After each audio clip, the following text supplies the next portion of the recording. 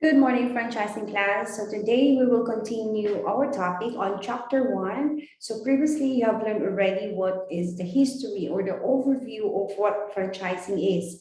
And today we will tackle a lot of topics. So let's begin with, okay. So basically this is the basics of franchising and we're now on part two. So the learning outcomes that we have here are understood several business terminologies pertaining to franchising and related arrangement. Second one is to explain the strategic options available to a retailer and explain the process of buying a franchise. So the number two and three are already will be discussed on the following chapters. So for now, ito ay parang pahapyaw lamang ito so that you will have an idea regarding this. Okay, so the topics are what are the types of franchising? So the terminologies that you have to memorize. Okay, and then the third is the franchise disclosure agreement. So there are some different terminologies when it comes to the franchise disclosure agreement, or the otherwise they also call it the FDD. So later on you will understand more. The process of buying a franchise and the franchise scam. Right, to begin with, there are three types of franchising. So the first one that we have here is the common one, which is the product or trade name franchising. So basically, this is when the franchisee only uses or requires the trade name, the trademark, and or the product. So the basic example that we have here are yung mga sa automobile industry, the soft drink bottling industry, the petroleum, and the distribution industry. So as you can see in the picture, ang kanilang pina-franchise ay yung pangalan ng product that they have or the service. Yan. So the second one, the types of franchising, is what we call the business format franchising. To make it shorter, para to explain it to you na the only difference is that the additional one, kung kanina yung product name franchising, ay yung mismong trademark ng product. Okay, but now we also include what is the business format ng franchise business. That's why yun yung pinaka-keynote para sa inyo to memorize.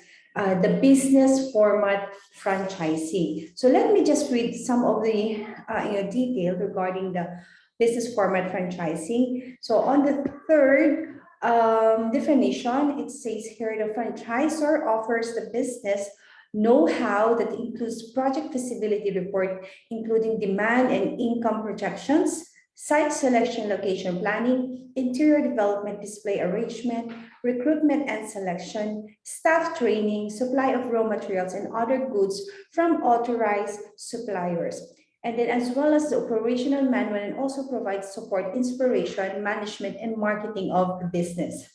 So as you can see, talagang package siya from the product itself na binigay ay pati yung mismong format ng business. So definitely, you will have idea kung ikaw yung franchisee, you will be guided through once you already have this final disclosure agreement na lahat ay ibibigay sa'yo, lahat ng details.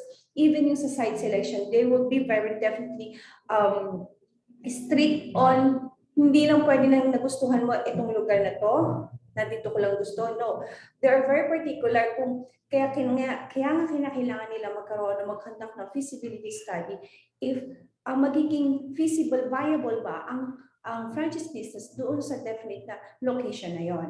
That is why. And as well as once you also acquire your staff, okay, they will also conduct a training for them. So lahat, even the raw materials na gagamitin mo sa business mo, they will provide it as well, or otherwise the suppliers. So lahat naka-intact na galing sa kanila yun. So that's business format franchising. Now, actually, this is the common one, yung kanina binanggit natin, which is the product or trade name franchising, and the second one is the business format. Now, in America, meron ng pangatlo na sinasabi sila, which is just to give you this example dito sa ating PowerPoint presentation.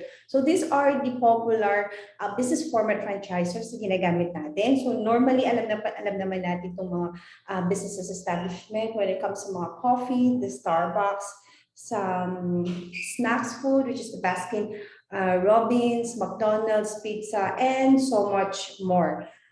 This is just an example for you. I'm not promoting their brands as well. Okay, the third one that we have, as I was saying a while ago, is the conversion. So ang pinakaiba naman ito, the business already is already ay meron na. But the only thing is they will be they are allowed to convert that business doon sa existing franchise ng business system. So they will just adopt it. Ayan, nag-guess nyo. Kasi kumbaga, may area na, may location na siya. Andun na. But the thing is, hindi naging patok. So they acquire a franchise business doon sa same area din na yun. Okay? So they were allowed by the franchisor with that. So these are three types of franchising. Okay, going on with the terminology of franchising that you really have to be aware and be informed. The first one we have here, as we have, I asked you sa orientation, what's the difference between the franchisor and the franchisor? So we will define each one of them. So first is the franchisor. Pag sinabi natin proprietor, siya yung may-ari, isn't it? So this is the proprietor of the franchise system and it owns the know-how of the concept and the brand name. So it grants franchises to the third parties, which yung sinasabi natin the franchisee. Now, what is the franchisee? So this is an entity granted by the franchisor the right to carry on business. So if you are an entrepreneur, if you don't want to think or establish a new name, okay, you just wanted to adopt another business, which is you can franchise nga, ikaw na yung tinatawag nating franchisee. Moving on, if ikaw naman si franchisee ay you already had your success doon sa first franchise mo, and definitely you wanted to explore more so a different area, okay, you already called a multiple franchises. Okay, it's not just one unit but several. So here in Bulacan, as far as I know, I only don't know, I always forgot the names. Medyo mahirap ako sa mga very particular with memorizing the names. So if you know yung PTT gasoline station na sa San Rafael, siya rin yung may-ari dito sa Malipampang, San Ildefonso, Bulacan. Yan, parang ganon. Likewise with the other branches, katulad ng sa San Miguel na kainan, na meron din sa San Ildefonso, meron din sa San Rafael. So those are what we call the multiple franchises. Okay, so what do we know about the developers? So they are rather than be a master franchisee and sub-franchise to unit franchisees. Large corporations sometimes prefer to exploit their territory by opening outlet themselves. So sila na mismo ang gumagawa ng kanilang franchise business. Okay, so let me just review the different terminologies of the franchising is the franchisor, the franchisee, the multiple franchises, and the developers. All right, moving on, under the franchisee, there are different types na naman ulit. But actually, we already tackled with that. But to be particular, we have to know yung mismong right term. So pag sinabi natin unit franchisee, isang unit lang. One common form of franchising lang ang meron ka. Okay, so single franchisor na sinasabi natin. So as you can see sa ating picture here that there is a single unit franchise which is only one franchisee. So when we say master franchisee, ano naman to? So you are granted the right to substantial territory, usually a whole country. So example, katulad na lamang ng si Shell, okay. Actually, di ba, ang Shell ay isang corporation nandito sa Pilipinas. So, si Shell ay meron namang different franchises, iba't ibang lugar man yan. So, that is why it will then grant unit franchises to unit franchises throughout the territory.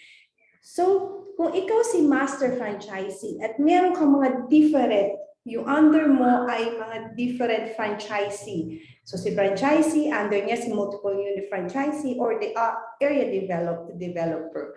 And that is why we call you the master franchisee. So, yan yung structure niya. The third one that we have here is the regional franchisee. So, tumataas na tumataas, lumalaki yung kanyang sinasakupan.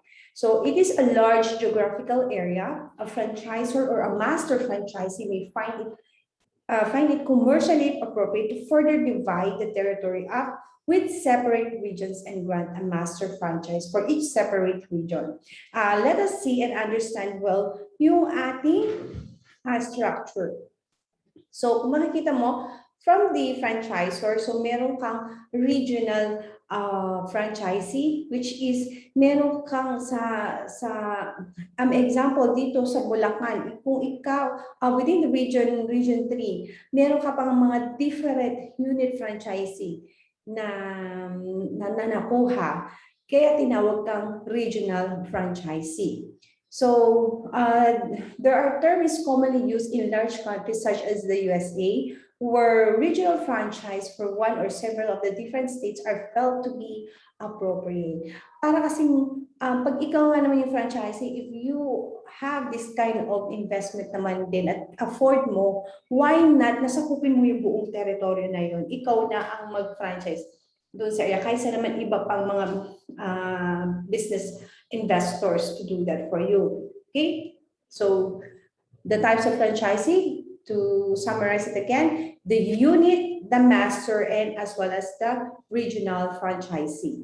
Ganun lang kasimple at madali. Okay, so moving on, ito pinakamahalagang bagay din once you enter a franchising business. So what is the franchise disclosure document, or sometimes na sinasabi ng franchise disclosure agreement? It's just the same thing. Ito yung mismong parang ano nyo, the paper that will bind both of you doon sa pag-agreehan nyo. So the first incarnation of the FDT was actually the UFOC, or yung tinatawag natin Uniform Franchise Offering Circular, which was created in 1979 by the Federal Trade Commission. So it was updated by the Trade Commission in year 2007 and became the franchise disclosure document. So the Trade Commission requires a franchisors to disclose specific essential information in the form of FDD. Kung tayo ay may marriage certificate, ito naman yung parang the same document na patunay na both of you agreed with kung ano yung nakasulat na yan. So, naiintindihan na natin kung ano yung mga types of franchising, di ba? So, kung kinakailangan, if you have to understand, if you're going to invest in a franchising, do not engage kung walang FDD.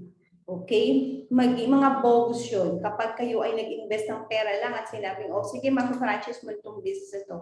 But you didn't sign anything. You didn't sign any agreement form. So, bogus yun. Tandaan yung mga anak. Okay, moving on. So, this is the different steps on how are you going to have your FDT para maintindihan nyo. So, first, si franchisor, this is the proprietor nga, as what we have said. Ang next step would be, sasabihin niya kung ano yung business experience. Okay. Naka-stipulate lahat yan. So, kunwari, the franchisor's name. Ayan, let's just say kung ano yung si ABC, franchisor's name, ibabanggitin niya yan. Next, ano yung description o yung business experience noon? Yun yung sa second line. So here you'll find a list of the key individuals who lead your brand, where they've worked in the past and what kind of experience they have and don't in the world of franchising. So think of this section as the leadership's resume. So makikita niyo, mababasa niyo doon kung ano na ang merong na-attain noong si franchisor na yun, yung franchisor business na yun. Okay, next, the third one is the litigation. The item P lays out any civil or criminal litigation the brand or management have been involved in. I don't think so naman siguro kung may mga different cases ang mga franchisor. So they would still stipulate here kung just in case na meron. So additionally, ang nakalagay dito sa pinaka second paragraph, any action that has been taken by the brand against the franchisee is laid out here and may include lawsuits for non-compliance with the franchise rules, failure to pay fees, or trademark infringement. This is an agreement between you, kung ikaw si franchisee, sa franchisor na ano yung demands nila that you have to follow their rules. That is why they are very particular with this. Okay, the fourth one about the bankruptcy. Have any of the brand's executives had a personal bankruptcy or been on the team of another franchise that filed bankruptcy? If yes, you'll find out in this section, which can be potential red flag and something you may want to learn more about. So on this part, open sila when it comes to financial status din nila if it will be on this merge of bankruptcy. So I don't think so naman din, no? Okay, number 5, regarding the initial fees. Ito, we're going to tackle this one on a particular chapter. That is why dito naka-indicate sa number 5 what are your responsibility na fees that you have to pay. So these fees can include the initial investment. Ayan, naka-stipulate din yan kung magkano yung babayaran nyo. And then the deposits that you are required to pay, the inventory, equipment, nakalagay din yun, nakalista lahat yun, the signage, the royalties, and lease. So may mga particular date that you have to pay. Kung deposits, you have to pay immediately on that particular time that you have to sign the FPD, or otherwise, depende yan sa agreement ng dalawa. Okay? But normally, the franchisor will demand. So, dahil ikaw lang naman ang franchisee, you just have to follow the rules. So there are other fees on number 6 that it is also stipulated na babanggitin nila. Kaya yung binabanggit ko sa inyo, do not invest in a business kung walang katulad ng FTD. Kasi dun nga nakalagay kung magkano dapat yung babayaran doon sa initial fees and other fees, and the royalty kung kinakailangan yung bayaran every year. So this section details out the fees that will come after all of the initial costs. So typically, this includes the advertising and training na babayaran nyo. All right, so yearly yan, you are required to pay with that one. There are some franchisor na inaano na nila yon, ni-waive nila yung advertising. But there are some companies katulad ni Red Ribbon, you have to pay yung advertising fee every year. Okay. Number 7 here is the initial investment. Sulat din dyan. So this information is presented in the form of a table, and it brings together all the fees that have been detailed in the prior sections. Okay, number 8. Item number 8 is about the restrictions of sources of products and services. So nakalagay din siya. The beauty of the franchise is in the tested repeatably of the model. Part of the repeatably is sourcing your products and services from the same place all of the other. Kumbaga, the franchisor will stipulate there as well kung yung mga supplies, yung raw materials will be, they will be the one providing you. Okay? So hindi ka na problema kung saan ka kukuha mag-outsource ng mga ingredients na yun. So to ensure the uniformity, dahil nga di ba as we all know katulad ni Jollibee, dahil may secret ingredients sila na nilalagay doon, hindi to ino-open para sa lahat. Kahit yung mga crew or staff, they don't know kung ano ang recipe ng pagluto ng manok. Dahil they already provide, the franchisor will provide it to the franchisee. Binibigay na yung talagang timplado na siya. Okay, item number 9 is about the franchisee's obligation. So this section details, you guess it, all of the things you need to do to keep up your end of the bargain. These are the do's that the franchisees have to follow. Kaya nga, obligation, you have to one by one follow it. Next, the item number 10 is regarding the financing. So the brand will lay out any financing option they have. The terms and agreements are often very similar to that of a bank loan. With all the attending pros and cons, the franchisors also often partner with companies or lenders that specialize in the franchise and small business financing. On this part, that's why not all investors or the franchises could possibly pay immediately. So ang ginagawa nila, the franchisor will collab with a bank or other investors para kung just in case itong si franchisee ay hindi nakapagbayad on time, so sila ang magbabayad, itong bank. But then again, may utang naman itong si franchisee kay bank. May agreement naman sila between that. So ganun ang arrangement nila sa financing item. Okay, number 11 is about the franchisor's assistance, advertising, computer system, and training. Dito naka-stipulate naman kung what are the obligations of the franchisor when it comes to training their staff, okay, ng franchisee. And as well as yung computer system, kung kinakailangan ba nila ng mga database or how can I say? Yun nga yung pinaka-computer system nila. Okay. Naka-indicate dito sa number 11. Okay, number 12 is regarding the territory. So, franchisors often use a system of protected territories which ensures no geographic area becomes oversaturated. Ang ibig sabihin lang din yun, before a franchisee would pick an area or a location, si franchisor ang mag-approve if